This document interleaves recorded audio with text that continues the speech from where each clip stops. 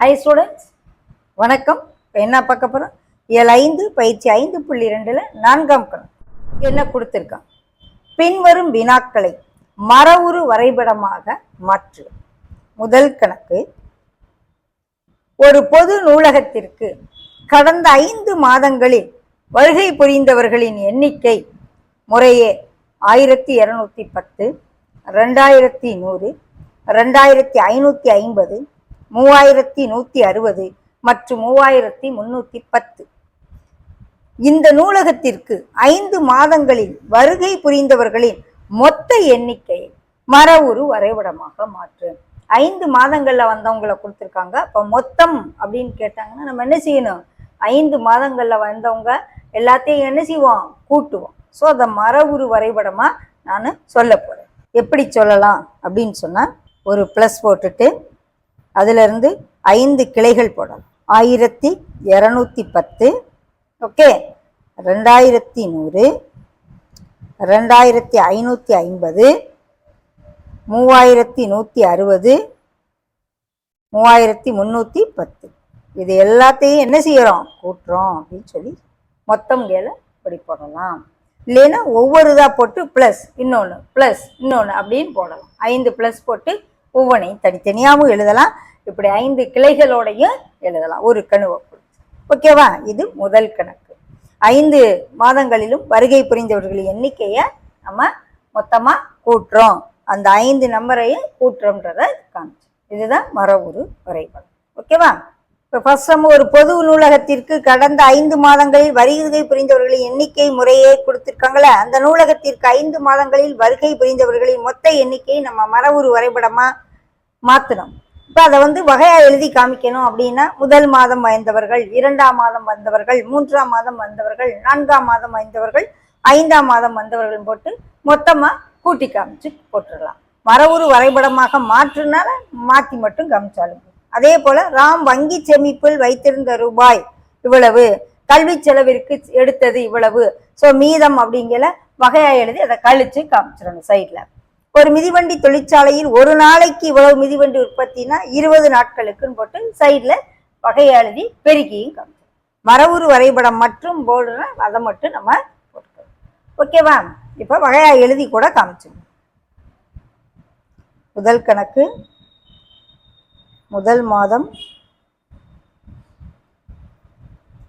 நூலகத்திற்கு வந்தவர்கள்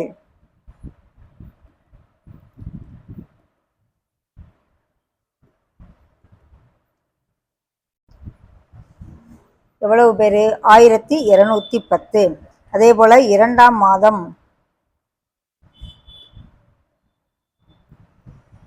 2100, 3ஆம் மாதம் 2550, 4ஆம் மாதம் வந்தவர்கள்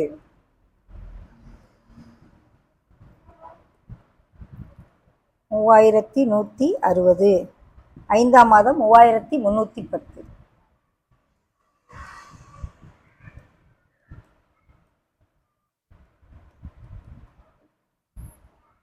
கூட்டி போட்டு 6, 12, 13க்கு 3, 4, 5, 10, 13க்கு 3, 7, 11, 12. அப்போ 5 மாதங்களில் வந்தவர்கள் எண்ணிக்கை, 5 மாதங்களில் நூலகத்திற்கு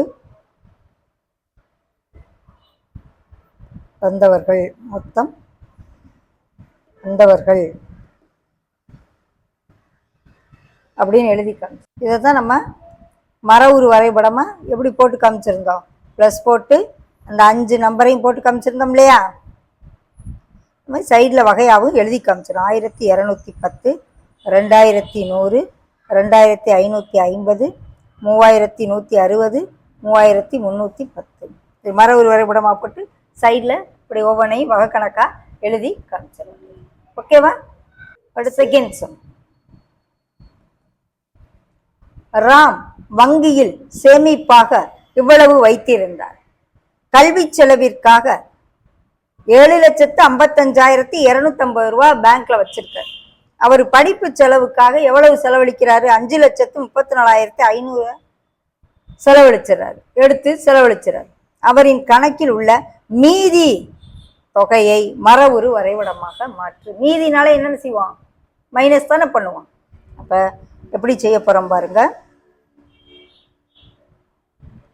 மைனஸ் போட்டு முதல்ல அவர் பேங்க்ல வச்சிருந்த ரூபா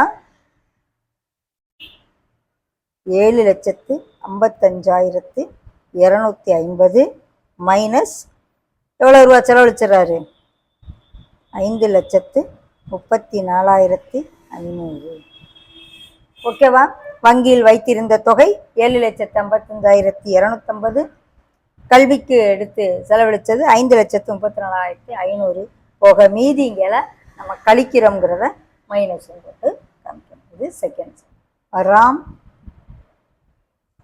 வங்கியில் வைத்திருந்த சேமிப்பு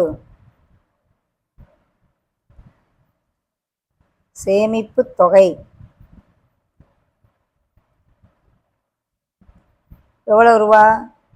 ரூபாய் 7,55,250.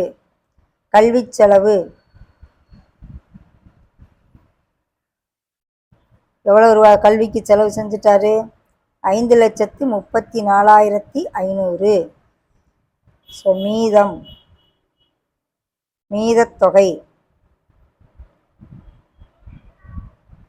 மீதி தொகை அவர் வங்கியில் இருக்க மீதி தொகைங்களை என்ன செய்யறோம்? கழிக்கிறோம்.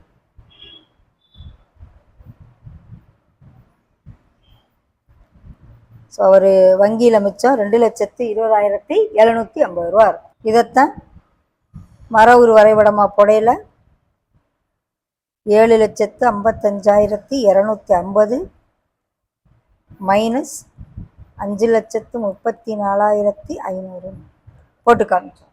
ஓகேவா? தேர்டு, ஒரு மிதிவண்டி தொழிற்சாலையில் ஒரு நாளைக்கு 1,600 மிதிவண்டிகள் உற்பத்தி செய்யப்படும். ஒரு நாளைக்கு எவ்வளவு சைக்கிள் ஃபேக்டரியில உற்பத்தி பண்றாங்க? 1,600 மிதிவண்டி. எனில் 20 நாட்களில் எத்தனை மிதிவண்டிகள் உற்பத்தி? அத மரவுரு வரைபடமாக. ஒரு நாளைக்கு 1,600னா 20 நாளைக்கு. ஒரு இது கொடுத்து பலது கேட்டாங்கன்னா பெருக்கல். ஸோ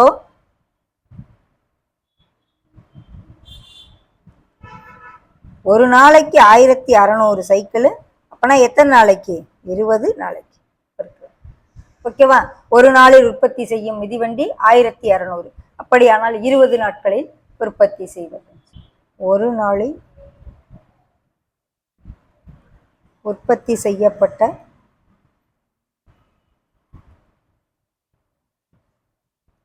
மிதிவண்டி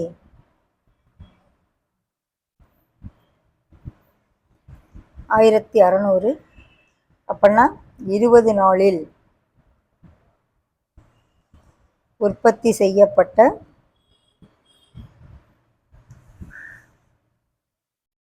மிதிவண்டிகள்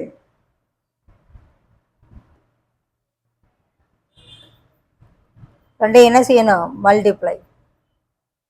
பெருக்குனா என்னது? 3 0 முதல்ல போட்டுருங்க. 16 2 பெருக்குனா 32. 32,000 சைக்கிள். இது மரவுரு வரைபடமா சொல்லையில 1,600 × 20 அப்படின்னு சொல்லி. ஓகேவா? ஒரு நிறுவனம் புது வருடத்திற்கு வெகுமதி தொகையாக போனஸ் ரூபாய் 90,000 எத்தனை பேருக்கு பிரிச்சு கொடுக்குறாங்க? 30 ஊழியர்களுக்கு சமமாக பங்கிட்டு வழங்கியது. 90,000 30 பேருக்கு பிரிச்சு கொடுக்கணும்.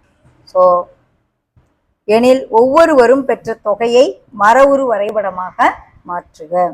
அப்போ டிவைட் பண்ண போகிறோம். ஸோ குறி வகுத்தல். எதை பிரிக்க போகிறோம்? 90,000 ரூபாயை எத்தனை பேருக்கு பிரித்து கொடுக்க போகிறாங்க? 30 பேர். 90,000 30ஆல் வகுத்தோம்னா ஒவ்வொருவரும் பெறும் தொகை எவ்வளவுன்னு, ஒவ்வொருவரும் பெற்ற தொகையை மரவுரு வரைபடமாக மாற்றுகன்னா இப்படி வகுத்து போட்டுக்கணும். ஓகேவா? இப்போ வகையாக எழுதி எல்லா கணக்கும் நம்ம செய்யணும்னா சைடில் செஞ்சு காமிக்கலாம். 30 பேருக்கு வழங்கும் ஊதியம்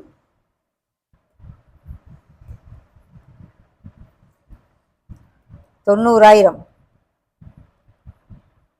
அப்படியானால் ஒருவருக்கு